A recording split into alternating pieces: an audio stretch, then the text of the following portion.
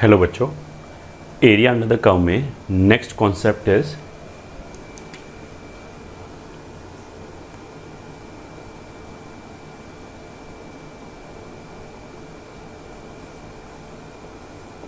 Determination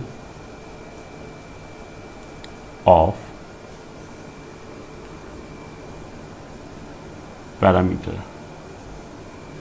determination of parameter का मतलब क्या है कि मान लिया उसने बोला कि ये कर्व है, इसका एरिया और एक्स एक्सिस के बीच में bounded area between X is equals to 5 and X is equals to alpha कितना होगा।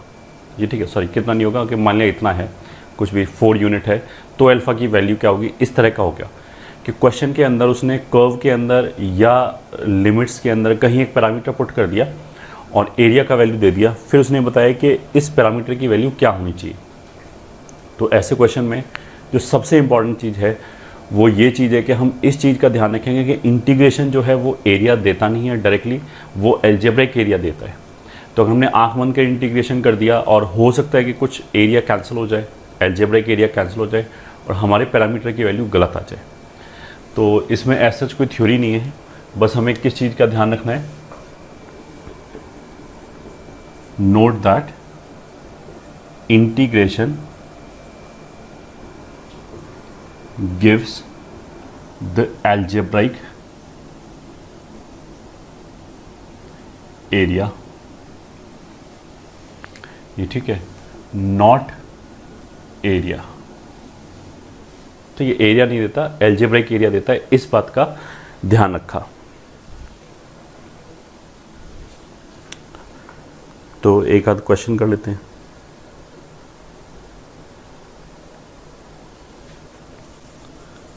Question: find the value of A for which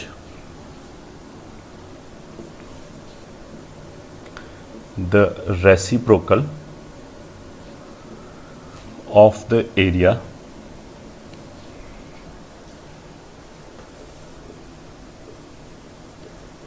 enclosed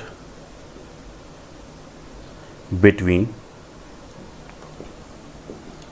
1 upon x square y is equals to 1 upon 4 times x minus 1 x is equals to 2 and x is equals to a is a itself।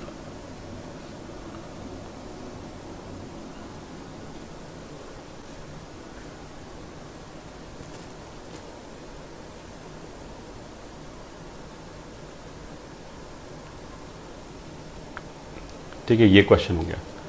तो करते हैं solution. तो y is equals to 1 upon X square का अगर हम area बनाएंगे तो sorry graph बनाएंगे तो वो कुछ ऐसे करके बनेगा। y इज इक्वल्स टू इसका जो ग्राफ होगा वो y इज इक्वल्स टू अगर 1 अपॉन 4x होता तो ऐसे बनता, फिर x की जगह हमने x माइनस 1 कर दिया तो ये y एक्सिस हो जाएगा, एक यूनिट से राइट पे शिफ्ट हो जाएगा। तो इस तरीके से ग्राफ बनेगा। तो ये वाला ब्रांच और ये वाला ब्रांच कहीं इंटरसेक्ट कर रहा होगा, तो उसके इंटरसेक्शन के लिए ये ठीक है, हमने y is equals to 1 upon X square and y is equals to 1 upon 4 times x minus 1 को सॉल्व किया। तो दोनों y को बराबर कर दिया, तो 1 अपॉन एक्स स्क्वायर बराबर दिस, या फिर एक्स स्क्वायर बराबर 4 टाइम्स x माइनस 1 प्लस 4 बराबर 0। This will give you x minus 2 का होल स्क्वायर बराबर 0। ठीक है, अब ये तो परफेक्ट स्क्वायर आ गया x बराबर 2 पे।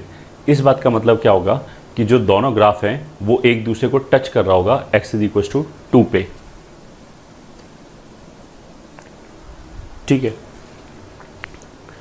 और ये वाला जो ग्राफ है वो ऑफकोर्स 0 से चालू हुआ है, ये आगे से चालू हुआ है, तो यही ग्राफ ऊपर होगा क्योंकि आगे से चालू हुआ है। ठीक है, तो जो ग्राफ है अब इट विल लुक लाइक, ये वाला ग्राफ तो ऐसे हो गया, जो दूसरा वाला ग्राफ है उसके लिए एसिम्पटोट ये हो गया 1 और वो ऐसे टच होके ये ऊपर ही रहा, मतलब ऑफ कोर्स इस डायरेक्शन में जाएगा नहीं, जाएगा तो ये दोनों के लिए एक्स एक्सिस ही एसिम्पटोट होगा, तो ये भी ऐसे नीचे ही जाएगा, ठीक है।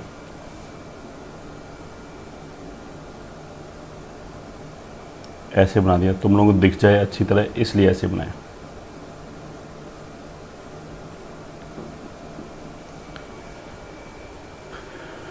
ठीक है, तो find the value of A for which the reciprocal of their area enclosed bye A greater than 2 है।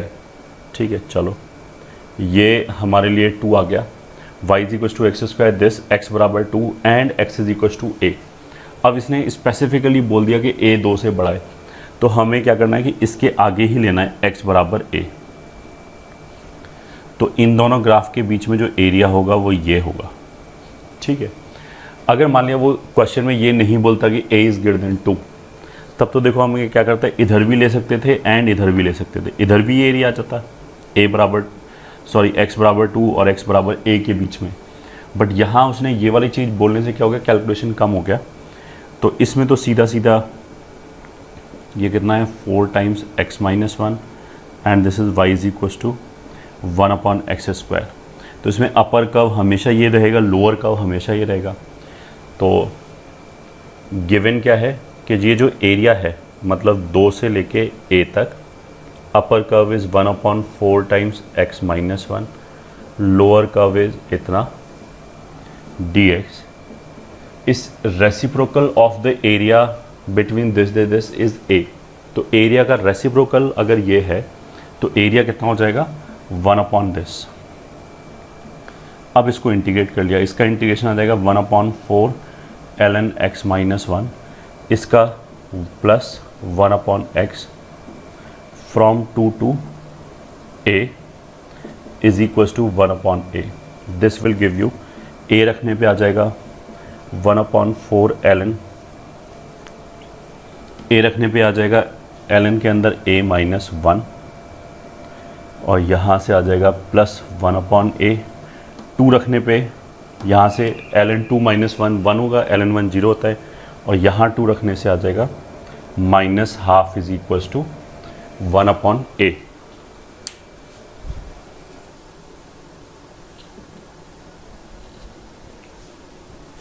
तो इस वाले केस में ये और ये कैंसिल हो गया, ln a माइनस 1 2 हो गया, a माइनस 1 e स्क्वायर हो गया, और a कितना हो गया 1 प्लस e स्क्वायर। ये हमारा आंसर हो गया, यही निकालना था।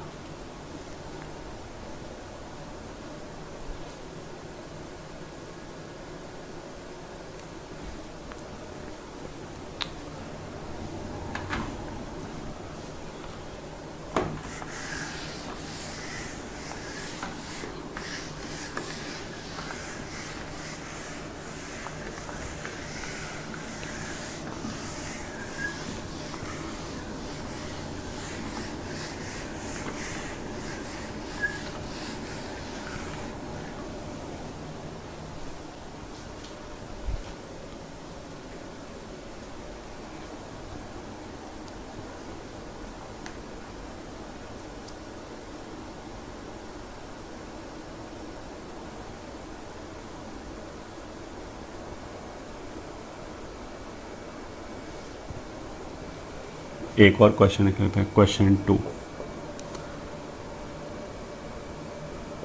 Find A if the area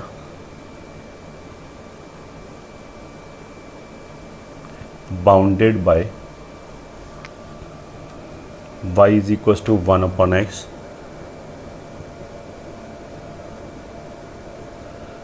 x is equals to 2 and x is equals to a is equals to ln 4 upon root 5।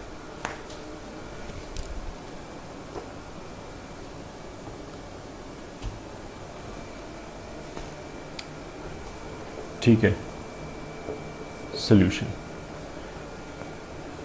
x is equal y is equals to 1 upon x, ये भी rectangular hyperbola है, and y is equals to 1 upon 2x minus 1, ये भी rectangular hyperbola है। इन दोनों को solve किया तो आ जाएगा x इज इक्वल टू 1। ठीक है, इसके लिए 1/x का ग्राफ तो कुछ ऐसे आ जाएगा। ठीक है, इसका ग्राफ जो आएगा वो x is equal to half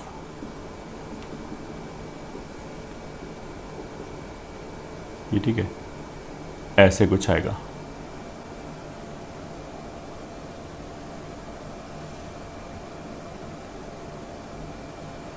और ये पॉइंट ऑफ इंटरसेक्शन कितना आ गया 1। इन दोनों ग्राफ के बीच में area between x is equal to 2, x is equal to 2 देखो यहाँ पे आएगा। ठीक है, ये वैसे दोनों के लिए x एक्सिस एसिम्पटोट ही है, बट क्लियरली पिक्चर दिखाई दे इसलिए I have made them separated. मतलब सेपरेट ही है वैसे, बट ये जो बीच में जो गैप है it will keep on reducing. तो x is equal to 2 and x is equal to a is equal to this. अब देखो इसमें ये आ जाएगा, एक कर्व ये हो गया, दूसरा कर्व ये हो गया, एक लाइन ये हो गया और एक x is equal to a हो गया। अब x is equal to a right में भी आ सकता है, लेफ्ट में भी आ सकता है। ठीक है, लेफ्ट में कैसे आ सकता है? अगर हमने ये वाला एरिया कैलकुलेट किया तो 1/2x माइनस 1 को ये वाला जो है y is equal to 1/2x minus 1, अगर हम इसको इंटीग्रेट करें तो इंटीग्रेशन के अंदर ln के अंदर आएगा 2x माइनस 1। तो अगर मैं हाफ से 1 तक इंटीग्रेट करूं, सही है, इसको इंटीग्रेट करें, लॉग के अंदर 2x माइनस 1 आएगा, उसको अगर हम हाफ से 1 तक इंटीग्रेट करें तो लॉग के अंदर 2x माइनस 1 में जब x बराबर हाफ रखेंगे तो वो 0 की तरफ जाएगा। लॉग 0 इन्फिनिटी होता है। तो इनफाइनाइट होने का मतलब ये है कि यहाँ पे इनफाइनाइट एरिया अवेलेबल है। तो उसका मतलब क्या है कि श्योर शॉर्ट ये, ठीक है, एक आंसर इधर तो आएगा ही आएगा। मतलब ऐसा भी हो सकता है कि ये वाला जो एरिया है वो अगर इससे ज़्यादा हो जाए तो आंसर एक तो इधर ही आ जाएगा, फिर इधर नहीं आएगा, क्योंकि अगर x इज इक्वल टू 2 और x is equal to a में अगर a छोटा है और इतना ही एरिया इसके बराबर हो गया तो लेफ्ट पे लेने पे तो वैल्यू और बढ़ेगा। और अगर मान लें ये वाला एरिया इससे छोटा हो जाए तो फिर हमें इसको यहाँ पे भी क्रॉस करना पड़ेगा, तो वे यहाँ पे तो आंसर आएगा ही आएगा। This I can predict. अच्छा, ये जो आंसर है, ये जो एरिया है, ये इन्फाइनाइट को जा रहा है, मतलब ये ओपन एरिया है, ये क्लोज एरिया नहीं है। But x is equal to a यहाँ पे आएगा, इसकी कोई गारंटी नहीं है, क्योंकि हो सकता है कि इसका लिमिटिंग वैल्यू जो है इन्फाइनाइट तक ये जो एरिया अवेलेबल है वो हो सकता है उसकी लिमिटिंग वैल्यू से कम आ जाए। अगर इससे कम आ जाए तो राइट हैंड साइड पे आंसर नहीं आएगा। अगर आ जाए तो हमें दोनों ही चीज़ चेक करना पड़ेगा। तो एक आंसर तो पक्का आएगा ही आएगा, दिस आई कैन से, केवल इसके इंटीग्रेशन से कि ये एरिया इन्फाइनाइट अवेलेबल है, इसलिए एक आंसर तो आएगा ही आएगा। ठीक है, तो हमने केस 1 लिया। अगर हमने जो a है वो 2 से बड़ा लिया, मतलब इधर की साइड लिया, then we are talking about this area. तो if a is greater than 2, इसने बोला ना 2 के आगे आएगा। If a is greater than 2 तो फिर रिक्वायर्ड एरिया कितना था? ln 4/√5। रिक्वायर्ड एरिया यानी गिवन एरिया इतना था, और इंटीग्रेशन 2 से लेके a तक, 2 से लेके a तक यही वाला जो ग्राफ है वो हमेशा ऊपर है। तो 1/x minus 1/2x minus 1 dx ऐसे आ गया।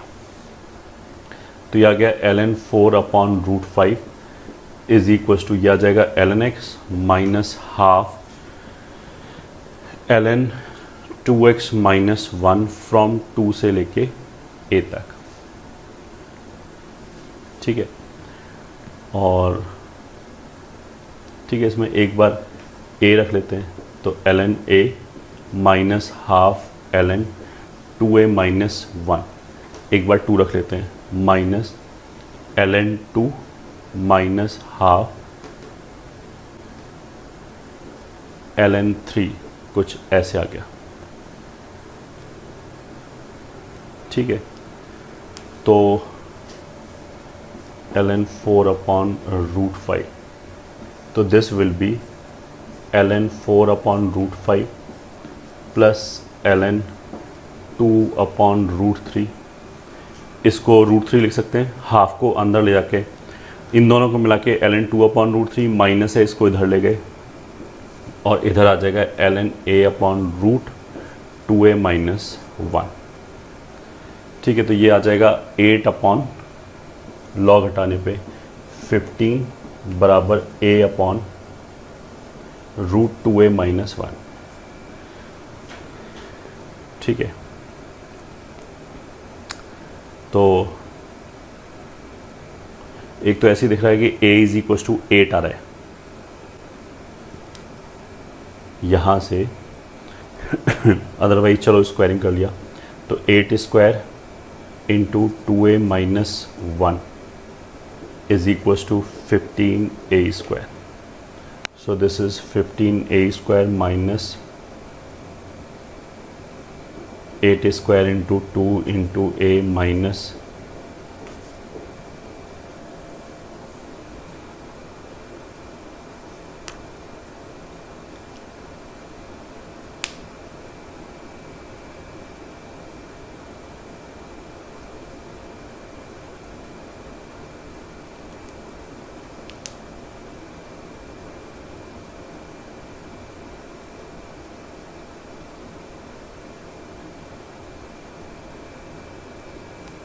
बिल्कुल ठीक है। यहाँ से a का वैल्यू कितना आ जाएगा 8। जो a का जो दूसरा वैल्यू आएगा वो नेगेटिव है तो वो वैसे ही रिजेक्ट हो जाएगा बिकॉज a 2 से बड़ा होना चाहिए। तो ये एक करेक्ट आंसर हो गया, एक आंसर तो ये आ गया। ठीक है, दूसरे आंसर के लिए हमने पहले क्या किया, पहले ये वाला एरिया कैलकुलेट किया ये देखने के लिए कि ये एरिया इससे ज़्यादा या कम है। उसी के हिसाब से हम डिसाइड करेंगे कि a यहाँ पे आना चाहिए या फिर यहाँ पे आना चाहिए। तो ये एरिया निकालने के लिए यही 1/x ऊपर आ जाएगा।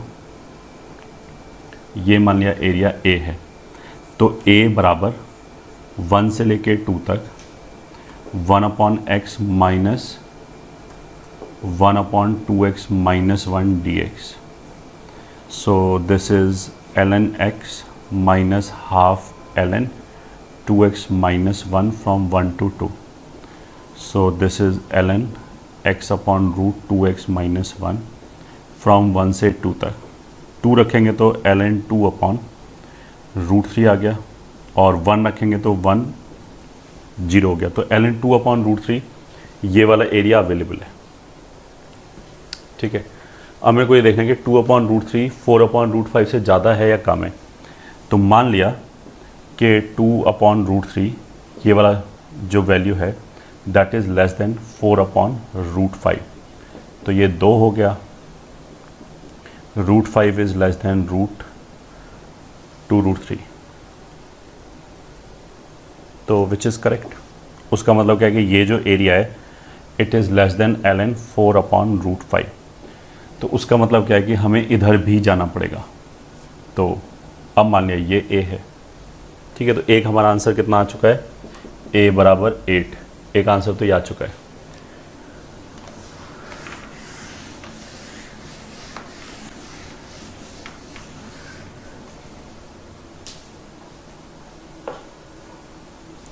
अब दूसरा आंसर निकालने के लिए केस 2 हमने क्या बोला, if a lies between 1 and half. ठीक है, तो ये जो एरिया है वो तो इतना निकला जा चुका है। तो यहाँ पे जो एरिया बचेगा मतलब इंटीग्रेशन ऑफ a से लेके 1 तक अपर कर्व इस बार हो जाएगा 2x माइनस 1 ये वाला कर्व माइनस 1/x dx। मतलब ये एरिया प्लस ये area which we have already calculated 2 upon root 3 must be equals to ln 4 upon root 5। This would imply ये हो जाएगा half ln 2x minus 1 minus ln x from a से लेके 1 तक is equals to ln यह आ जाएगा 4 upon root 5 into root 3/2 ऐसे आ जाएगा। ठीक है, इसमें हाफ रखा तो मतलब इस पूरे को भी ऐसे लिख सकते हैं ln 2x minus 1 upon x। तो इसमें 1 रखा तो ln 1 0 आ जाएगा minus ln is equals to ln 2√3/√5।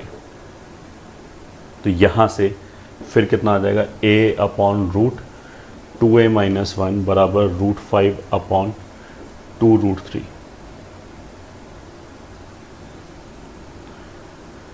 और this will give you a² into 12 is equals to 5 times 2a-1 और 12a² minus 10a plus 5 is equals to 0। and I hope everything is fine.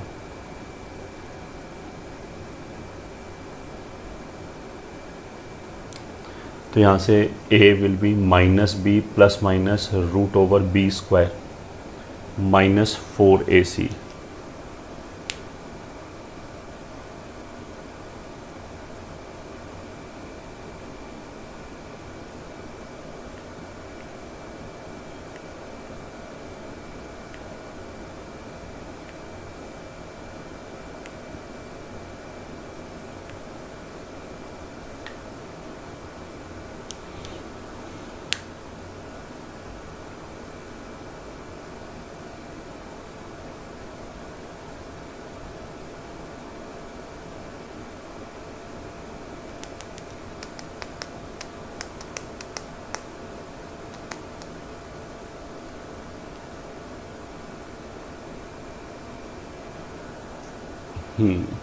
तो let me find the mistake.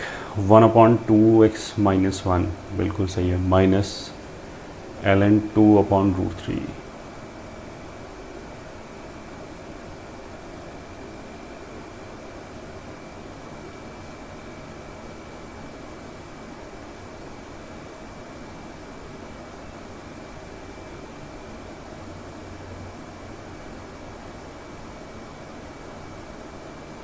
ये भी सही है, ln 4/√5।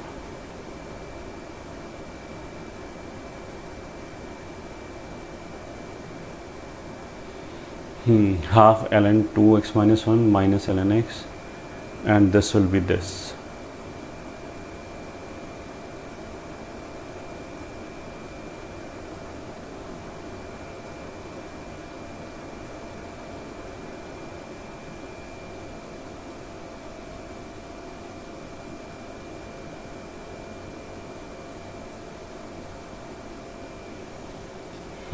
हमने गलती क्या किया, माइनस से we should have flipped this, but ये फ्लिप नहीं होगा, ये तो ऐसी लॉग है। तो दिस शुड हैव बीन 2√3/√5। इसको स्क्वायरिंग किया तो 5a² is equal to 12 2a-1 और 5a² माइनस 24a प्लस 12 बराबर 0। तो a बराबर 24 plus minus √b² minus 4ac upon 2 into a।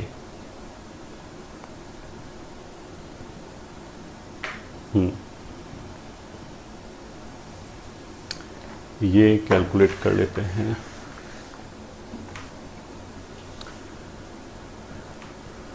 तो 24 को लिख लिया, 4 का स्क्वायर 4 इंटू 36 माइनस 15।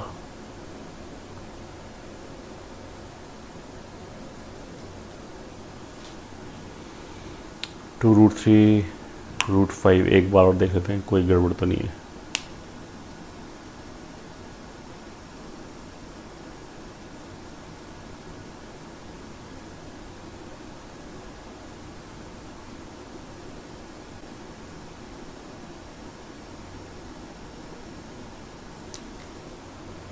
इंटू 21।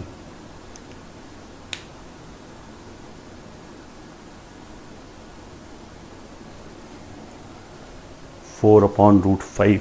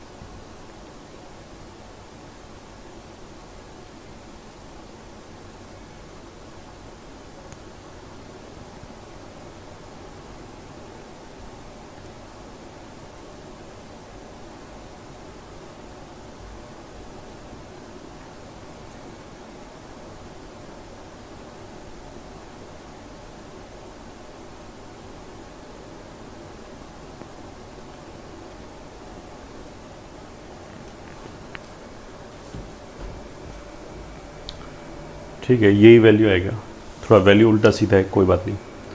तो a is equals to 24 plus minus यहाँ से आ जाएगा 2√21 अपॉन,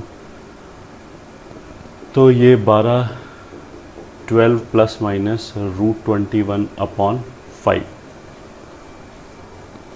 अब इसमें what you can see, I hope calculations are fine, कि अगर हमने 12 प्लस लिया तो √21 तो एक पॉजिटिव वैल्यू ऐड करेगा, तो 12 अपॉन 5 2 से बड़ा हो गया, तो वो तो वैल्यू 2 से बढ़ाएगा, बट जो हमारे लिए वैल्यू आ रहा है वो ऑफ कोर्स हाफ और 1 के बीच में आना चाहिए, तो यहाँ से हम माइनस वाला ही लेंगे।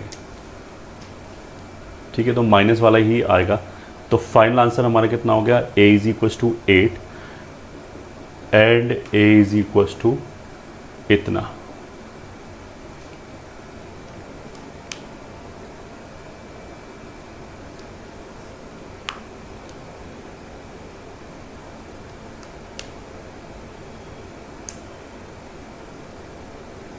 ठीक है, बिकॉज ये वाला वैल्यू 4 पॉइंट समथिंग होगा, 4 पॉइंट समथिंग इसमें से घटाएंगे तो 7 पॉइंट समथिंग आएगा, दैट डिवाइडेड बाई 8, 1 से छोटा ही आएगा। तो 1 से छोटा आएगा तो चल जाएगा। तो फाइनल आंसर हमारे ये 2 हो गए।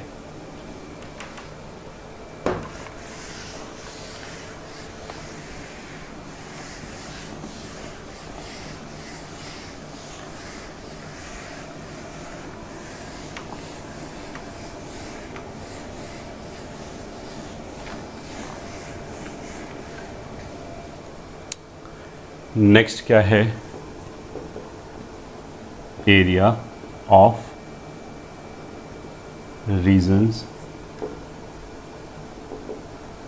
Defined by inequalities. ठीक है, इसमें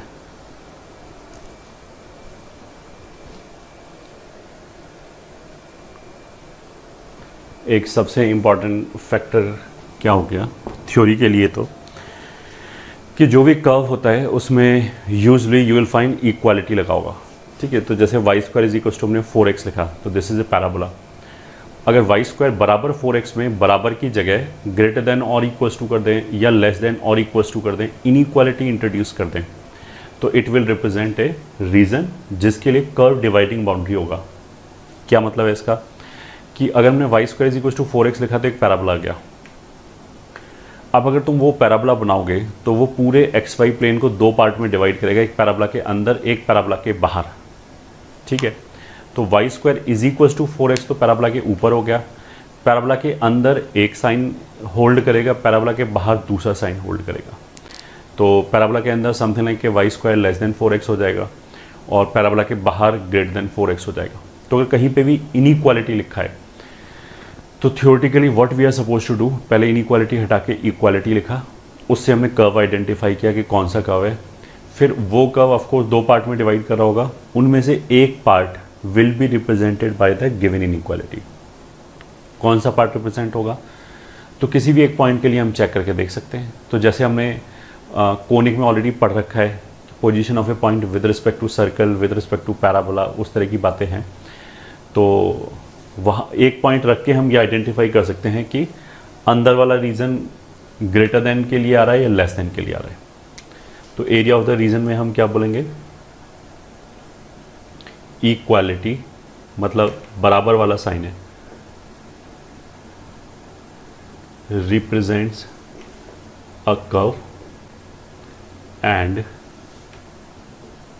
inequality represents the reason for which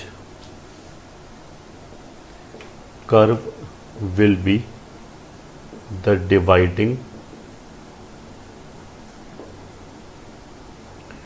boundary, for which curve will be the dividing boundary.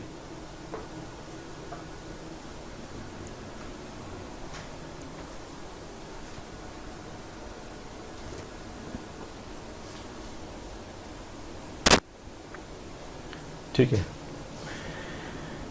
In fact अगर हम मान लिया कोई भी ज्योमेट्रिकल प्रॉपर्टी है, ठीक है, जैसे मान लिया हमने बोला कि point A is closer to point B than to point C, मतलब ए पॉइंट जो है वो बी के ज़्यादा क्लोज है इन कंपैरिजन टू सी के, या फिर हम ऐसे बोलते हैं A B is less than A C.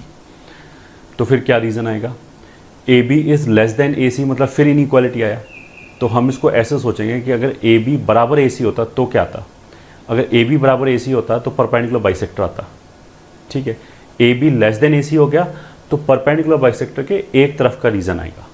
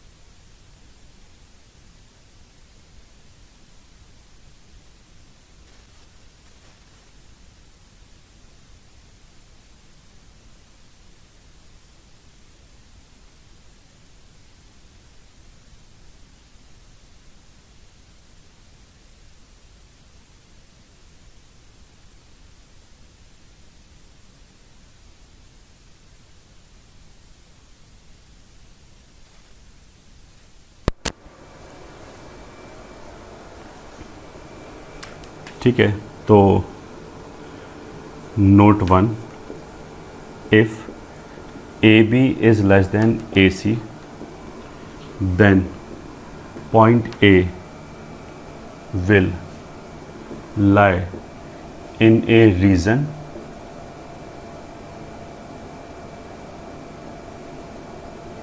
which is on one side of perpendicular bisector of BC, perpendicular bisector of BC, ठीक है।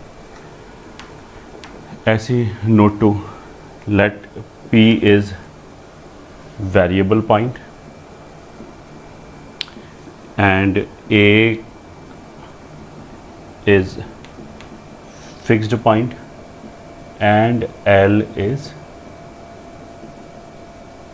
fixed line. If P moves such that 3PA is greater than PL, then P will lie in a region which, मान लिया इस तरह की चीज़ दिया गया, ठीक है। अब ये क्या कंपेयर कर रहा है कि पॉइंट P का डिस्टेंस एक पॉइंट दूसरे पॉइंट A से एंड पॉइंट P का डिस्टेंस एक लाइन L से। तो अगर तुमने कोनिक सेक्शन पढ़ रखा है तो वहाँ पे PS अपॉन PL E के बराबर होता है, इफ़ यू रिमेंबर, ठीक है। तो यहाँ पे वो A पॉइंट, तो एक मिनट के लिए हमने क्या किया, इसको इक्वल टू करके लिखा। तो PA distance from the point upon distance from the line कितना आ रहा है, 1/3। तो इसका मतलब तो क्या है, PS अपॉन PL अगर E है एंड E का वैल्यू अगर 1/3 है, एक से छोटा है।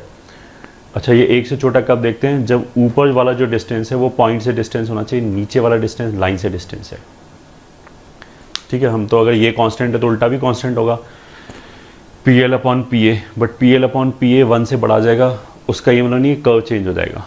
ऊपर जो डिस्टेंस है वो पॉइंट वाली डिस्टेंस रहना चाहिए, नीचे वाला डिस्टेंस लाइन वाला रहना चाहिए। तब हम देखते हैं कि ये 1 से बड़ा है या 1 से बड़ा है, 1 से छोटा है। अगर ये 1 होता तो पैराबोला होता, 1 से छोटा है तो इलिप्स होगा। तो जिन लोगों ने कोनिक सेक्शन अगर नहीं पढ़ा है अभी तक, तो जब कोनिक सेक्शन पढ़ेंगे then they will be able to understand कि ये एसेंट्रिसिटी है, it is less then 1।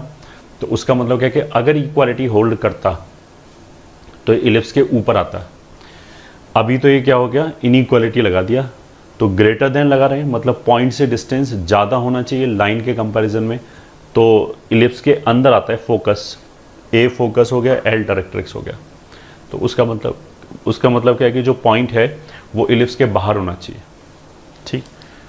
Which lies outside the ellipse with focus at A and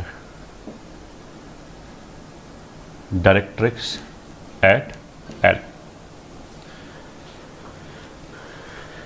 ठीक है, नोट 3। ये तो हमने ऐसे दो एग्जांपल दिए कि इवन इफ ज्योमेट्रिकल रिजल्ट लिखा हो इक्वेशन में, जैसे इनइक्वालिटी लिखने की बजाय लैंग्वेज में लिखा हो, उसमें इनइक्वालिटी आ रहा हो, जैसे इसने बोला कि ये डिस्टेंस ज़्यादा है कम है, इस तरह की बातें, तो फिर हमें समझ में आना चाहिए कि ये तो कर्व के एक तरफ का रीज़न होगा। नोट 3 क्या है? टू आइडेंटिफाई द रीजन, ये ठीक है। First identify the curve by taking equality, मतलब जो भी इनइक्वालिटी लिखा है उसको हटा के हमने इक्वालिटी लगाया, वहां से कर्व आइडेंटिफाई किया, then substitute 1 point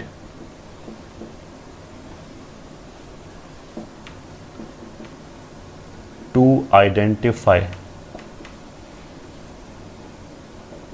the reason.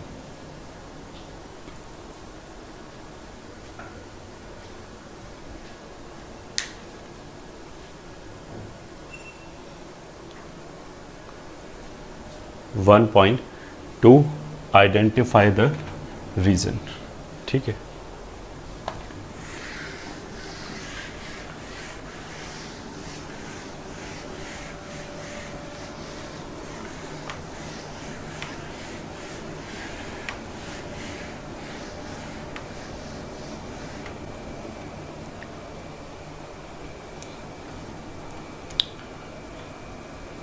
तो question find area of the region in which point P x comma y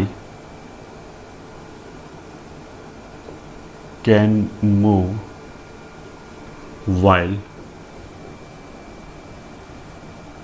satisfying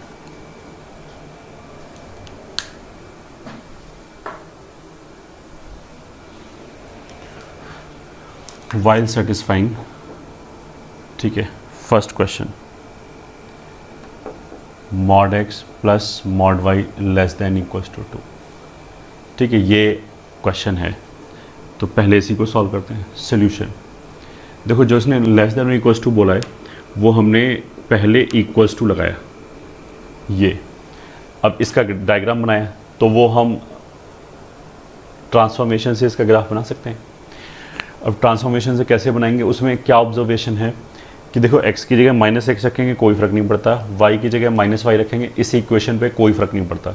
उसका मतलब क्या है कि ये इसका जो ग्राफ आएगा वो x axis and y axis दोनों के अबाउट सिमेट्रिक होना चाहिए, मतलब चारों क्वाड्रेंट में सिमेट्रिक होना चाहिए। तो चारों क्वाड्रेंट में सिमेट्रिक होना चाहिए, तो हम फर्स्ट क्वाड्रेंट में बना सकते हैं, बाकी सब में ऐसे ही आ जाएगा। अब फर्स्ट क्वाड्रेंट में ये x भी पॉजिटिव है, y भी पॉजिटिव है, तो मॉड लगाने की जरूरत नहीं है, तो हमने मॉड हटा दिया। तो फिर यहाँ से आ गया x प्लस वाई बराबर 2, x प्लस वाई बराबर 2, ऐसे करके लाइन आ जाएगी पूरी, ये 2,0 एंड 0,2 से। बट हमें तो केवल फर्स्ट क्वाड्रेंट में चाहिए, तो हमने बाकी का लाइन मिटा दिया, इतना ही लाइन रखा। अब बिकॉज ये चारों क्वाड्रेंट में सिमेट्रिक है, तो ऐसे करके आ जाएगा, ये हो गया 0,-2, ये हो जाएगा -2,0 ऑरिजिन। यहाँ तक ठीक है। अब ये जो लिखा है mod x plus mod y less than equals to 2, inequality अगर ये बराबर लगाए तब तो इस स्क्वायर की बाउंड्री पे घूम सकता है, ये ठीक है, दिस इज अ स्क्वायर। अगर इनइक्वालिटी लगाए तो एक तरफ होगा, या तो इस स्क्वायर के अंदर होगा या बाहर होगा। तो किस तरफ होगा वो जानने के लिए हम क्या कर सकते हैं, कोई भी एक पॉइंट चेक कर सकते हैं। तो इस स्क्वायर के अंदर ओरिजिन है, तो वो बहुत कन्वीनियंट पॉइंट है, तो हमने इसमें 0 0 रख के देखा क्या इसने सेटिस्फाई किया। अगर 0 0 रखा तो it will be 0 less than और equals to 2, zero less than equal to 2 is the correct statement. तो उसका मतलब क्या है कि जीरो सेटिस्फाई कर रहा है, जीरो सेटिस्फाई कर रहा है तो उसका मतलब क्या है कि इंटरनल रीजन ही हो गया, तो मेरे को यही एरिया चाहिए। ठीक है, अगर ये आइडेंटिफाई हो गया तो रिक्वायर्ड एरिया फिर तो बहुत आसान है, क्योंकि ये 2√2 हो जाएगा ये डिस्टेंस। तो स्क्वायर का एरिया हो जाएगा साइड का स्क्वायर, तो 8 यूनिट स्क्वायर। यही आंसर हो गया फर्स्ट क्वेश्चन का। ठीक है, और ले लिया हमने सेकंड क्वेश्चन।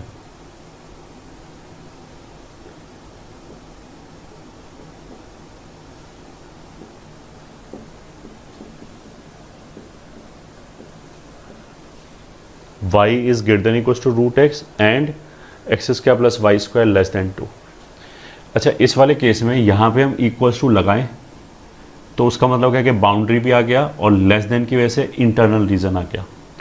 अगर हम इक्वल्स टू ना लगाएं, केवल लेस देन रहने दें, तो फिर उसका मतलब क्या है कि बाउंड्री नहीं आएगा, केवल इंटरनल रीजन आएगा। एरिया के पॉइंट ऑफ व्यू से कोई फ़र्क नहीं पड़ता, मतलब अगर हम ये जो बाउंड्री है ये इंक्लूड करें या ना करें, एरिया तो सेम ही रहेगा। ठीक है, एक लाइन का एरिया 0 होता है। अब ये वाला आ गया y greater than equals to root x, x square plus y square less than 2। तो अगर x square plus y square equals to 2 होता तो एक सर्कल आ जाता। तो इसकी वजह से तो हमने क्या किया, एक सर्कल बना लिया।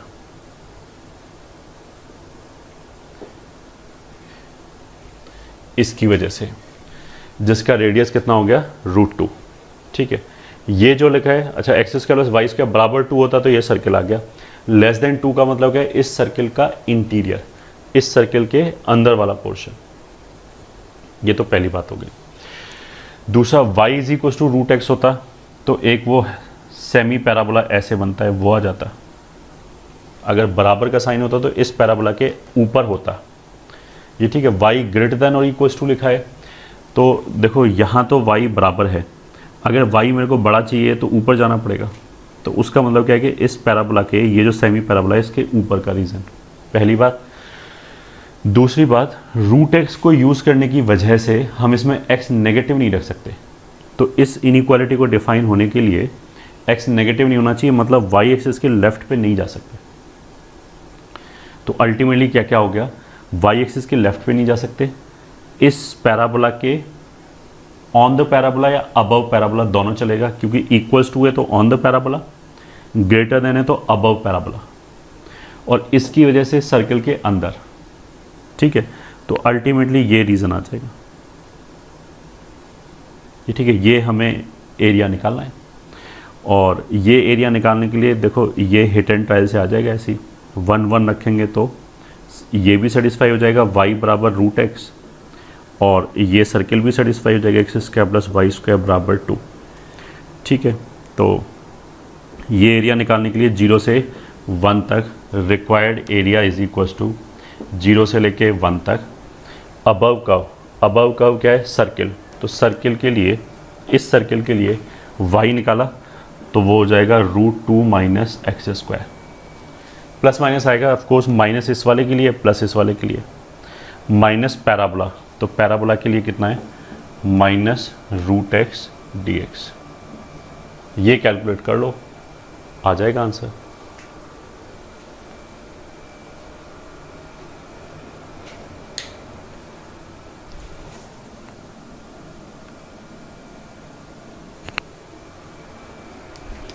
ठीक है, और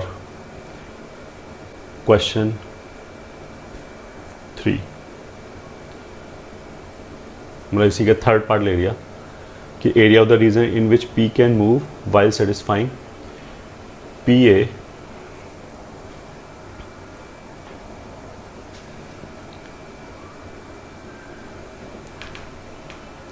नहीं, OP इज लेस देन और equals to minimum of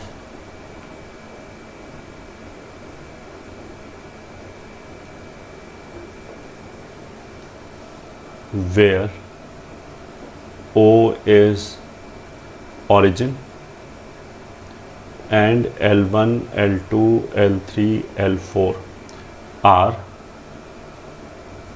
sides of a square with vertices +-1, +-1।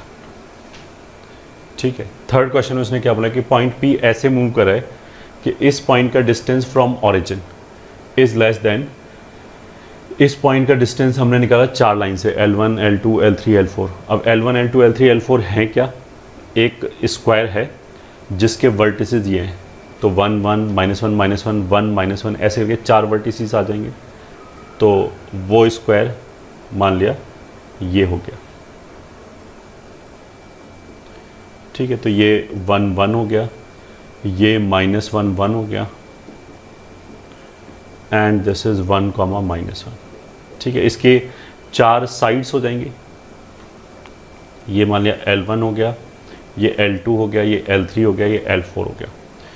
तो उसने क्या बोला कि एक पॉइंट P है जो इस तरीके से मूव कर रहा है कि P is always closer to origin than to any one of these 4 line. इन चारों लाइन में से जो 4 जो डिस्टेंसेस आए उनमें से जो सबसे छोटा डिस्टेंस है उससे भी PL छोटा है।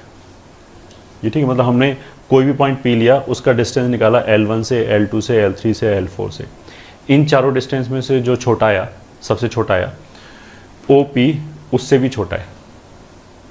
तो इफेक्टिवली अगर ये मिनिमम से भी छोटा है, मतलब इसने ऐसे बोला कि मान लिया PL1, PL2, PL3, PL4 कुछ ये आ रहा है, ये ठीक कोई नंबर आ रहा है, PL1 एक नंबर है, नंबर लाइन पे वो ऐसा है, मान लिया PL1 डिस्टेंस 1 है, 2 है, 3 है, 7 है मान लिया, तो OP इनमें से जो मिनिमम है उससे भी छोटा है, उसके भी लेफ्ट पे है।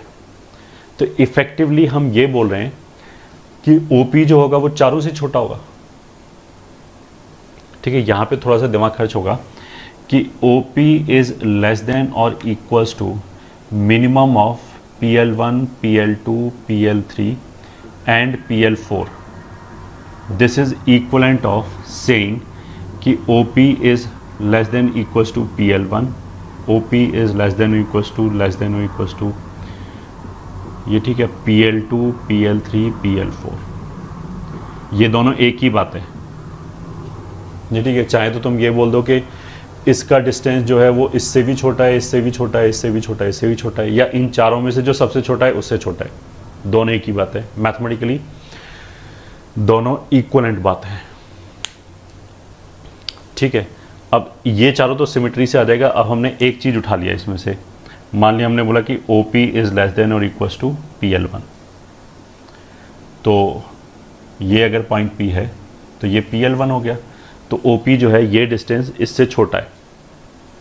ठीक है, अगर हम OP बराबर PL कर दें तो OP क्या है? पॉइंट P का distance from point O, point P का डिस्टेंस फ्रॉम लाइन L1। तो पॉइंट और लाइन से डिस्टेंस अगर हमने इक्वेट किया, इनइक्वालिटी है तो हमने क्या बोला था, रीजन पहचानने के लिए पहले बराबर करेंगे। अगर हमने इक्वेट किया तो पैराबोला आ जाएगा। पैराबोला में PS बराबर PL होता है। ठीक है, और उसके लिए ये फोकस हो जाएगा और लाइन L1 डायरेक्ट्रिक्स हो जाएगा। तो अगर हमें डायरेक्ट्रिक्स पता है और फोकस पता है तो पैराबोला की इक्वेशन सीधा सीधा लिख सकते हैं। ठीक है, अगर पैराबोला आता है तो that you can do it yourself. Otherwise what I will do कि हम तो मैथमेटिकली चले जाएंगे कि P जो है वो x, y है, तो जो OP है वो x² + y² हो जाएगा। ठीक है, अच्छा ये पॉइंट x, y है, तो ये डिस्टेंस 1 है और ये डिस्टेंस x है, तो इधर कितना डिस्टेंस बचा? 1 - x, तो इधर आ जाएगा 1 - x। इसको ओपन करो तो x² + y² less than equals to 1 + x² - 2x। तो ये वही पैराबोला आ गया। अगर बराबर लगाओ तो पैराबोला बन जाता है 1 - 2x। ठीक है, अगर हमने y² बराबर 1 - 2x पैराबोला अगर हम ड्रॉ करें तो इसको तो हम ऐसे लिख सकते हैं, दिस इज -2x - ½ ठीक है, तो ये तो कुछ ऐसे आएगा, ये हाफ हो गया, 0 हो गया। ठीक है, x को 0 रखेंगे तो y बराबर +- 1, तो अल्टीमेटली जो डायग्राम बनेगा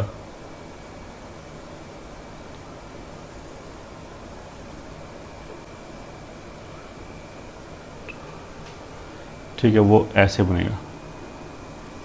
ये तो 1 है तो हाफ कहीं यहाँ बीच में होगा और इन दोनों पॉइंट से ही पास करेगा माइनस। एक पैराबोला ये आ गया जब हमने L1 और ओरिजिन लिया। ठीक है, अगर हमने L2 और ओरिजिन लिया तो एक दूसरा पैराबोला ऐसे आ जाएगा। ठीक है, उसके लिए ये डायरेक्ट्रिक्स हो जाएगा, ये फोकस आ जाएगा। अब तो सिमेट्री से तीसरा पैराबोला ऐसे आ जाएगा एंड फोर्थ पैराबोला ऐसे आ जाएगा। यहाँ पे y square less than equal to 1 minus 2x लिखा है, तो उसका मतलब क्या है कि ये वाला रीजन हो गया ये। ठीक है, ये इनइक्वालिटी इस रीजन को रिप्रेजेंट कर रहा है। तो ये जो 4 इनइक्वालिटी है ये चारों पैराबोला के अंदर हो गया। ठीक है, अगर चारों पैराबोला के अंदर हो गया तो इतना रीजन हो गया। ठीक है, अब ये जो रीजन है ये सिमेट्रिक है चारों क्वाड्रेंट में, तो हम फर्स्ट क्वाड्रेंट में निकाल के उसको 4 गुना कर सकते हैं। तो इसका इक्वेशन तो अभी हमने निकाला y square is equal to 1 minus 2x। ठीक है, इस पैराबोला की बात करें ये, इसमें क्या होगा, x और y का रोल रिवर्स हो जाएगा, ये हो जाएगा x square is equal to 1 minus 2y, ऐसे हो जाएगा। तो रिक्वायर्ड एरिया हमारा कितना हो जाएगा, ये जो फर्स्ट क्वाड्रेंट का एरिया है इसको 4 गुना कर दिया। ठीक है, यहाँ पे फिर थोड़ा सा और कैच है, कैलकुलेशन हम थोड़ा सा और कम कर सकते हैं। इन दोनों इक्वेशंस में क्या अंतर है, मतलब ये जो पैराबोला इन्वॉल्व हो रहा है और ये जो पैराबोला इन्वॉल्व हो रहा है, इन दोनों की इक्वेशन में क्या अंतर है कि एक की इक्वेशन में अगर हम x और y को इंटरचेंज कर दें तो दूसरे की इक्वेशन आ जाएगी। तो उसका मतलब क्या है कि ये एक दूसरे का इन्वर्स टाइप हो गया। वैसे इन्वर्स होगा नहीं क्योंकि this is not a function, it is a curve, but graph जो है वो y is equal to x के अबाउट सिमेट्रिक होगा।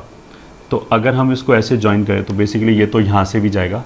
ठीक है, अब ये लाइन लग नहीं रहा है बट है, ये अगर हम लाइन खींचे ना y बराबर x तो वो इसी पॉइंट से जाएगा, क्योंकि ये वाला पैराबोला और ये वाले पैराबोला की इक्वेशन में क्या खासियत है, इसमें x y, x की जगह y लिख दें, y की जगह x लिख दें, ये आ जाएगा। तो अब हम क्या कर सकते हैं कि इस एरिया को निकाल के 8 गुना कर सकते हैं। तो अल्टीमेटली ये हो गया कि ये एरिया निकाल के 8 गुना करना है। That would be the answer.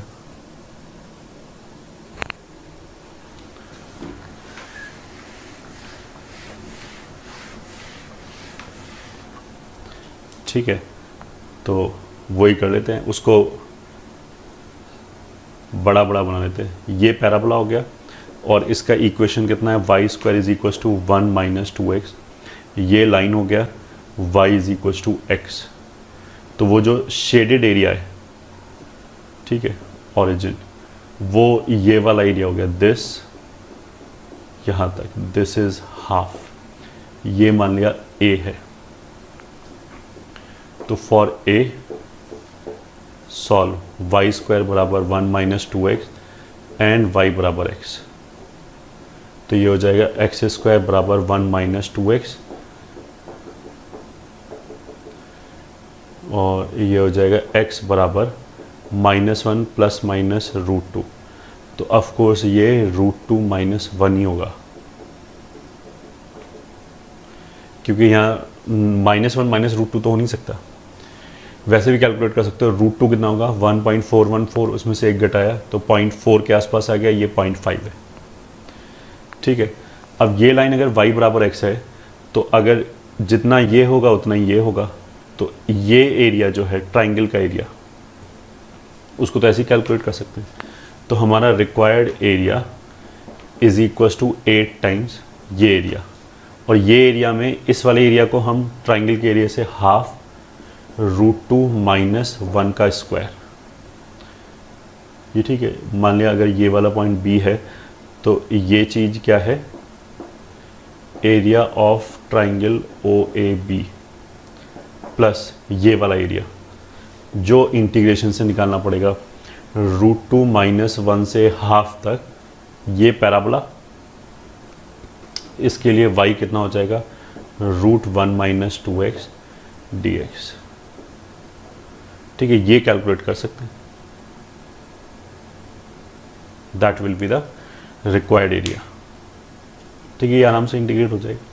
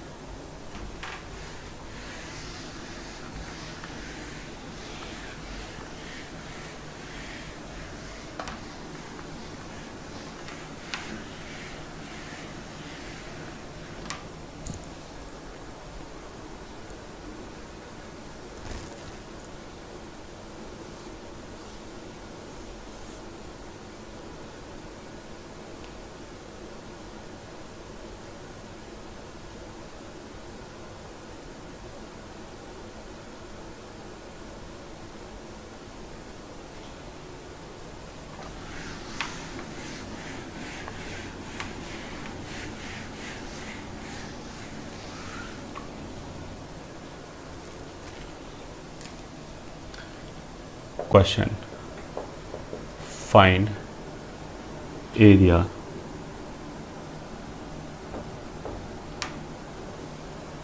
bounded by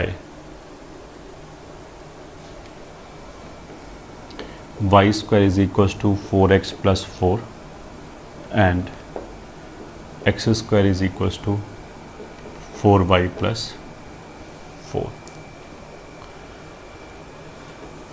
solution देखो, y square is equals to 4x plus 4 को ऐसे लिख सकते हैं 4 टाइम्स x प्लस 1। ठीक है, अब ये एरिया ऑफ रीजन वगैरह नहीं है, ये तो ऐसे ही है। तो y square is equals to 4x, यहाँ से पैराबोला जाएगा, x प्लस 1 कर दिया तो यहाँ से जाएगा। ठीक है, ये कितना हो जाएगा -1, और x को अगर 0 रखते हैं तो ये हो जाएगा 2, ये हो जाएगा -2। ठीक है, ये एक पैराबोला हो गया। ये वाला parabola y is equal to x square कुछ ऐसे आता है, और y की जगह y प्लस 1 कर दें तो ये नीचे शिफ्ट हो जाएगा, एंड ये भी कुछ ऐसे जाएगा।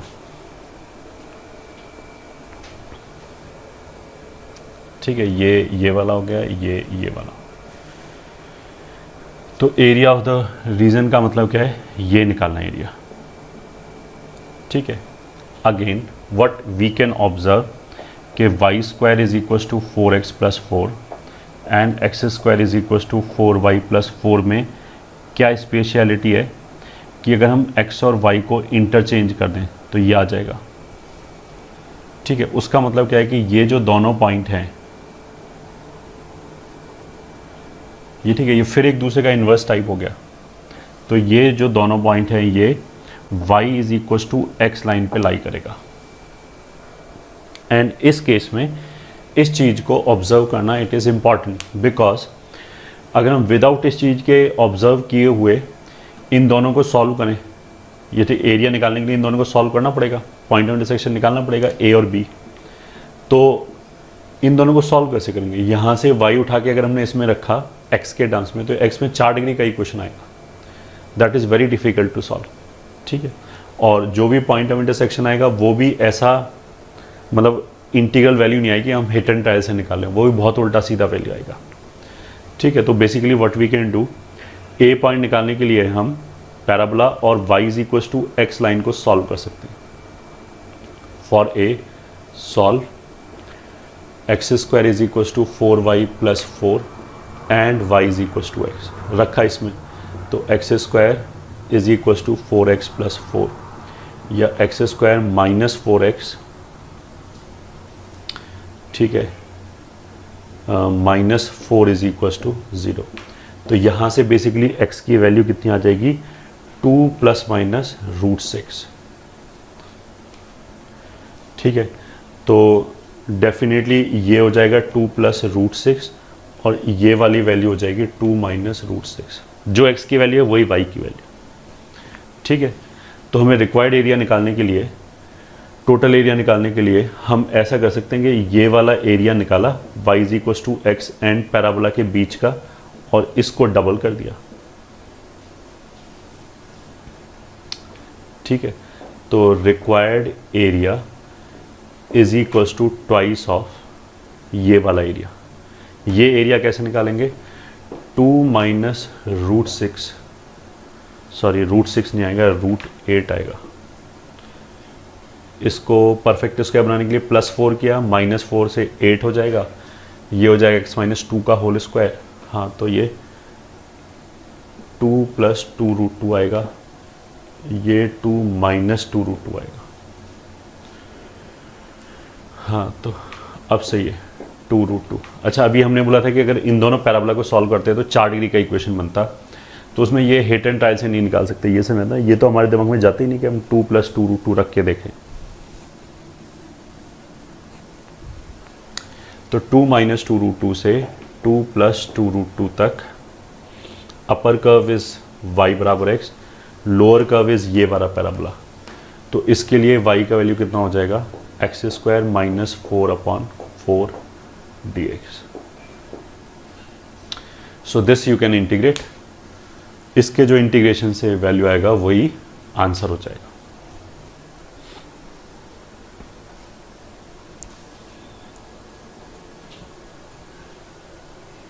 एरिया में नेक्स्ट कॉन्सेप्ट की तरफ चलते हैं, and that is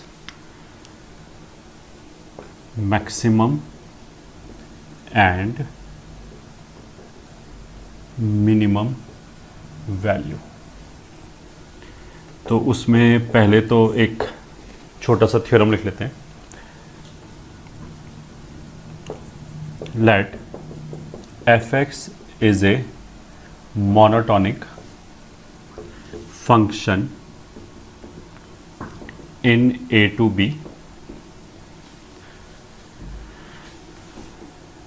then the area bounded by y is equals to f(x) and y is equals to some constant c between x is equals to a and x is equals to b will be minimum when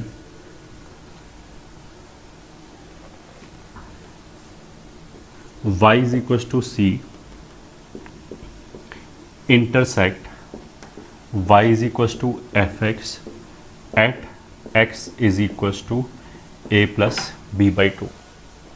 ठीक है, मतलब question क्या है, ऐसे देखो कि ये मान लिया x एक्सिस है, ये एक वर्टिकल लाइन है x is equals to a, ये एक दूसरा वर्टिकल लाइन है x is equals to b। अब एक मान लिया हमने मोनोटोनिक फंक्शन लिया, मोनोटोनिक मतलब या तो इंक्रीजिंग या डिक्रीजिंग, दोनों ही चल जाएगा ये, ठीक है। तो ये हमारे लिए मान लिया हो गया y बराबर fx। फिर हमने एक लाइन लिया y is equals to c which is a y is equals to constant line, ठीक है। वो मान लिया थोड़ा सा असिमेट्रिक बना लेते हैं, वो मान लिया ये वाली लाइन होगी y is equals to c। तो y is equals to fx and y is equals to c के बीच में जो एरिया बाउंडेड है वो ये वाला एरिया बाउंडेड है, ये ठीक है। अब अगर हम इस लाइन को चेंज करें ऊपर नीचे, y is equals to fx तो एक फिक्स्ड कर्व है जो मोनोटोनिक है, y is equals to c एक वेरिएबल लाइन है। अगर हम इसको चेंज करें तो ये जो एरिया बाउंडेड है ये चेंज होगा, ठीक है। अब तुम इसको ऐसे देखो कि अगर ये लाइन यहाँ से पास कर जाए यहाँ से, तो ये वाला एरिया बाउंड होगा, ठीक है। अगर इसके नीचे ले जाएं तो ये एरिया तो बाउंड होगा ही होगा, प्लस एक एक्स्ट्रा रेक्टेंगल आता चला जाएगा जितना हम नीचे ले जाएंगे। तो अगर हम इस लाइन को इस पॉइंट के नीचे ले जाएं तो डेफिनेटली एरिया बढ़ता ही चला जाएगा, तो मिनिमम तो आ ही नहीं सकता इस साइड पे। फिर ऐसे अगर मैंने लाइन यहाँ से पास किया तो इतना एरिया आ जाएगा, ठीक है।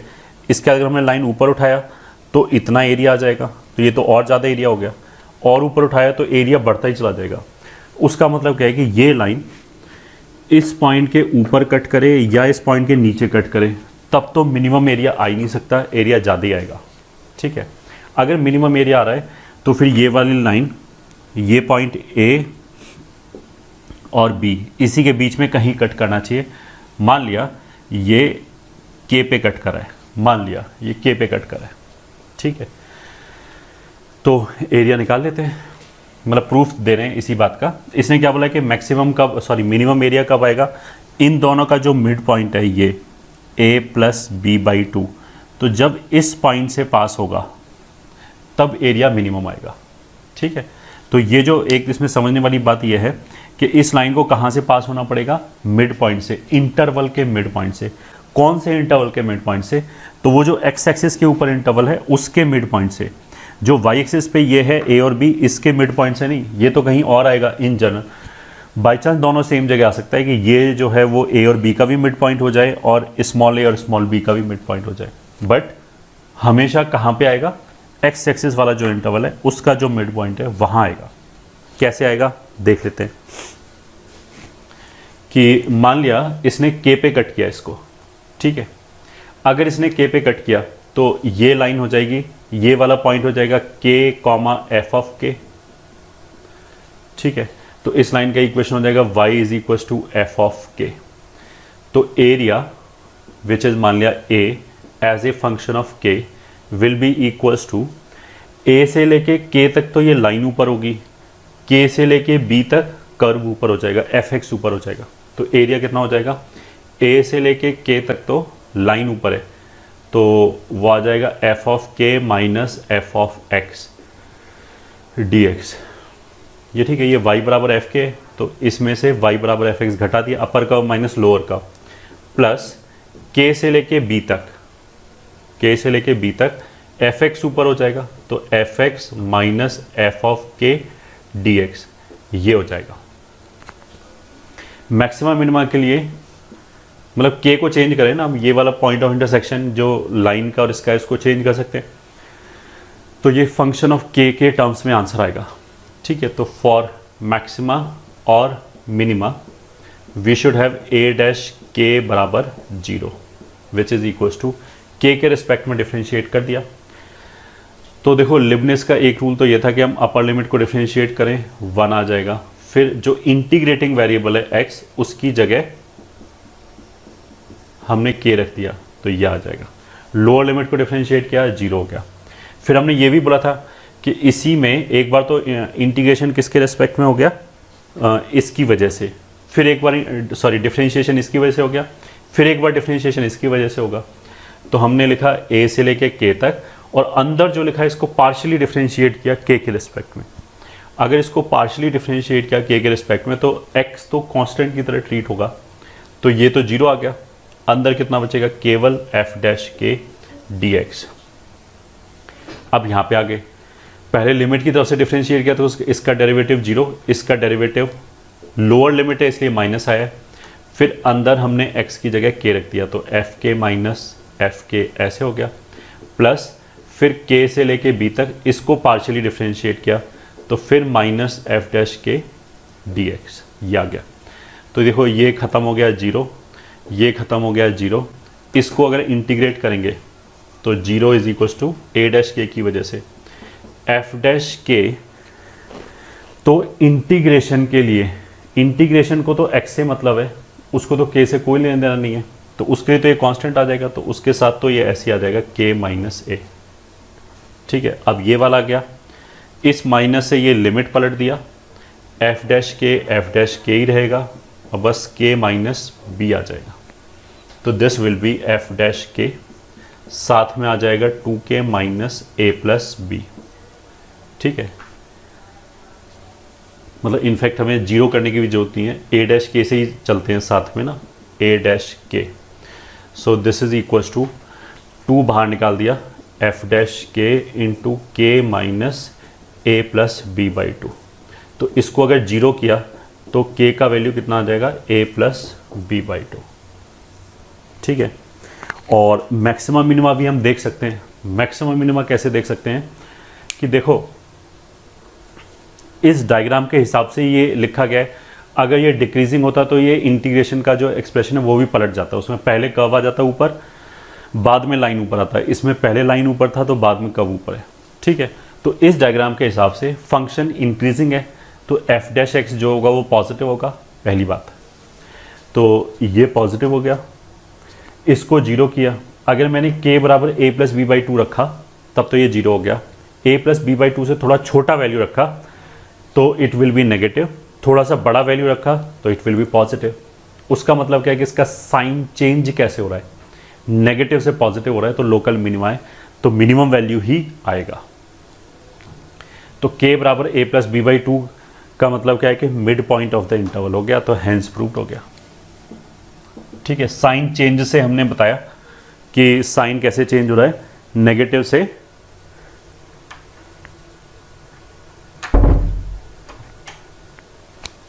पॉजिटिव, इसलिए यह है।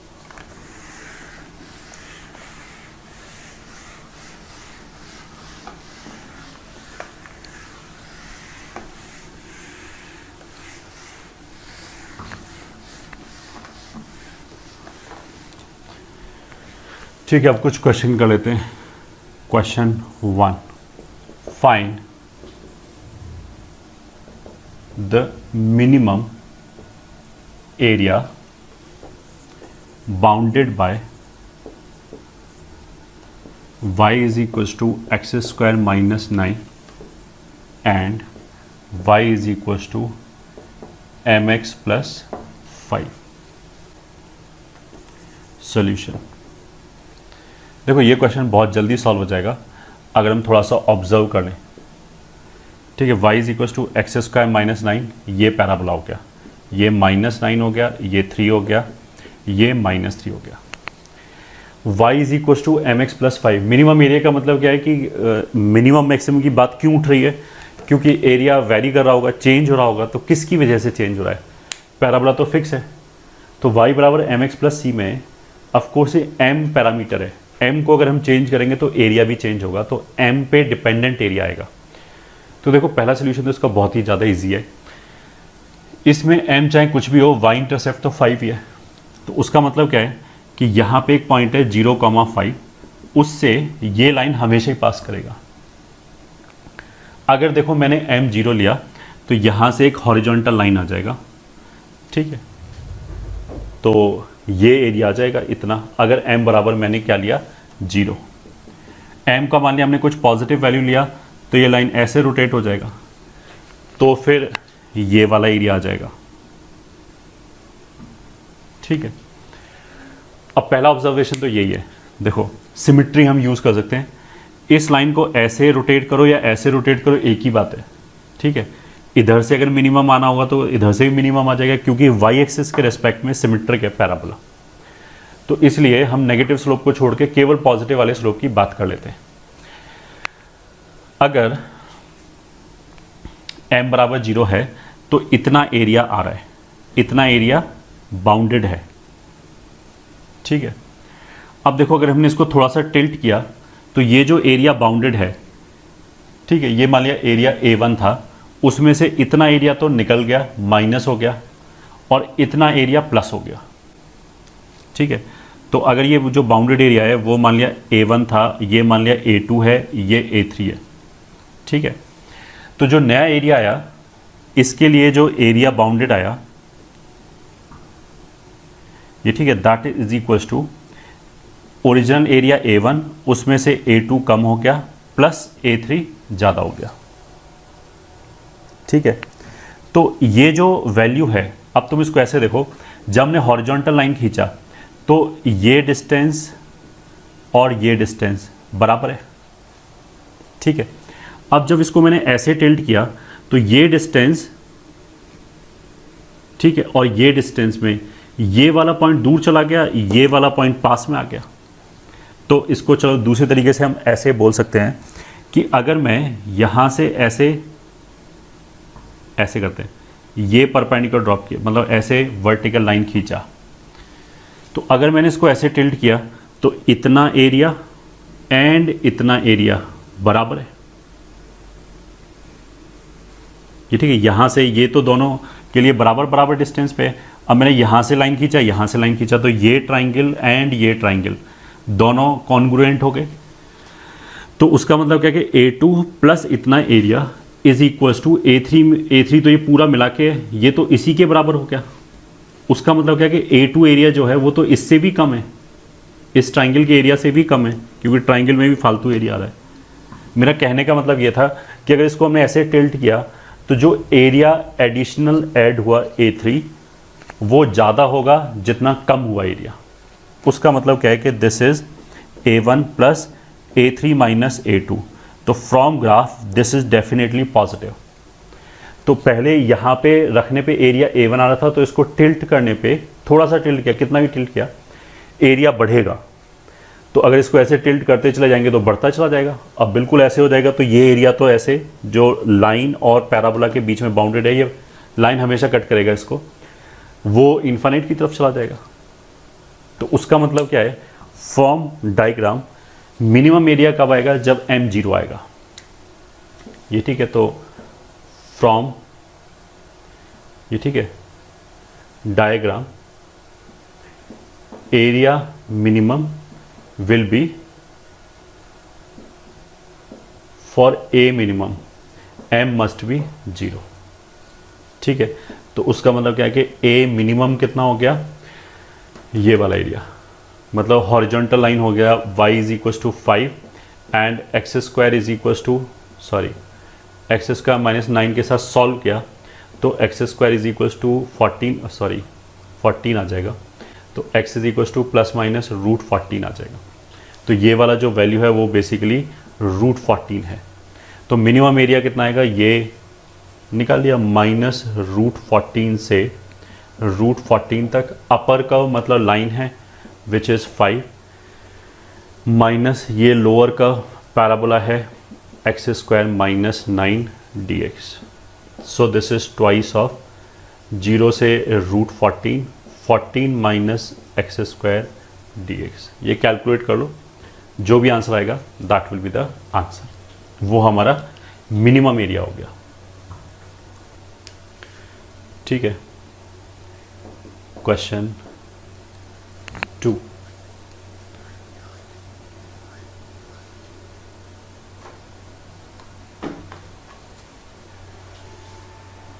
Find minimum area bounded by x-axis and y is equals to x cube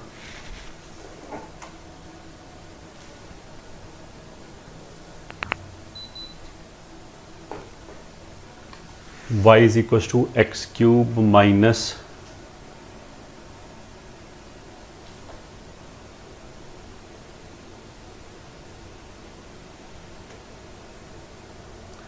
twelve x square plus के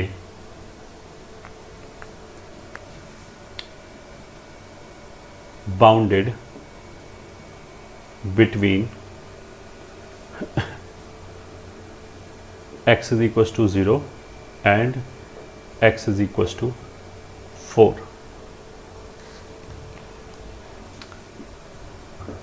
सॉल्यूशन हमने क्या किया, y is equal to x cube minus 12x square plus k है, k को एक मिनट के लिए 0 ले लिया। अगर k 0 है, ठीक है, तो इसका ग्राफ बना लिया। k का वैल्यू जब प्लस माइनस करेंगे तो ग्राफ ऊपर नीचे शिफ्ट होगा, बस ये फ़र्क पड़ेगा और कोई अंतर नहीं आएगा। इसमें से अगर मैंने एक्स स्क्वायर को कॉमन ले लिया तो x माइनस 12 आया। ठीक है, इसका अगर हम डायग्राम बनाएं तो 0 0 रिपीटेड रूट है और दूसरा रूट 12 है, तो ये ऐसे आएगा। ये तो एक रूट 12 आ गया and 0 0 is the repeated root. ठीक है, ये वाला वर्टेक्स कहाँ पे आएगा, उसके लिए हम डिफ्रेंशिएट कर सकते हैं। This will be 3x square minus 24x। तो अगर इसमें से 3x कॉमन लें तो x माइनस 8, तो ये बेसिकली कहाँ पे आ जाएगा, x बराबर 8 पे। ये जो डायग्राम है, ये जो हमने डायग्राम बनाया है, ये किसके लिए बनाया है, when k is equal to 0।